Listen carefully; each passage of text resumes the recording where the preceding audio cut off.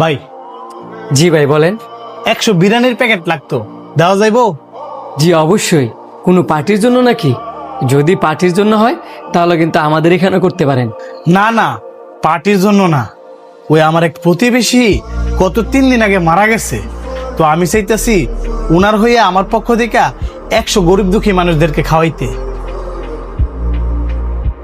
বাহ, আপনি তো অনেক ভালো মনের মানুষ। তো এই লোকটা মারা গেল কেমনে? আরে আর বললেন না, উনার তো আত্মীয় স্বজন কেউ নাই, তাই উনি নিজেই কাজ করতো, নিজেই খাইতো। কিছুদিন আগে শুনছিলাম উনি নাকি অনেক অসুস্থ, তাই আর কাজ করতে পারে নাই। কাজ করতে পারে নাই দেখা খাইতেও পারে নাই, এ কারণে না খাইতে পাইয়া মারা গেছে। কি বলেন? একটা মানুষ না খেয়ে মারা গেছে? ফ্যামিলি আত্মীয় স্বজন কেউ নাই তো, এই কারণে না খাইয়া মারা গেছে। আত্মীয় স্বজন নাই থাকতে পারে, ফ্যামিলি নাই থাকতে পারে, কিন্তু আপনারা প্রতিবেশী তো আছিলেন। আপনারা প্রতিবেশীরা থাকতেও একটা মানুষ না খায় মারা গেল। প্রতিবেশী হয়েছে দেখে কি হয়েছে, আমাদেরও তো একটা ফ্যামিলি আছে। আমরা নিজেরাই তো যে যার কাজ নিয়ে ব্যস্ত থাকি। আপনারা প্রতিবেশীরা এতই ব্যস্ত থাকেন যে আপনার পাশের প্রতিবেশী একজন না খাইতে হয়ে মারা গেছে, আপনারা কইতেই পারলেন না।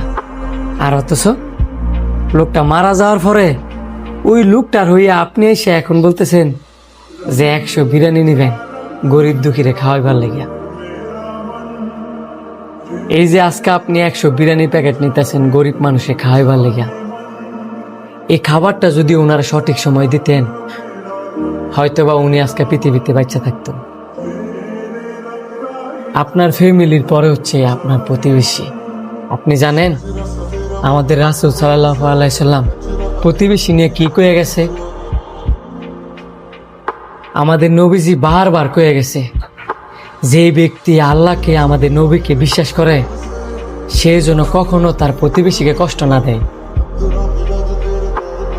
আমাদের নবীজি 3 বার আল্লাহ তাআলার কসম খায় কইছে সেই মুমিন ব্যক্তি নয় যার অত্যাচারে তার প্রতিবেশী অতিষ্ঠ। আমাদের নবীজি আরো কয়ে গেছে যে তুমি ভালো কিছু খাওয়ার আগে তুমি তোমার প্রতিবেশীর খোঁজ নাও যে তারা কি খেয়ে বাচ্চা আছে।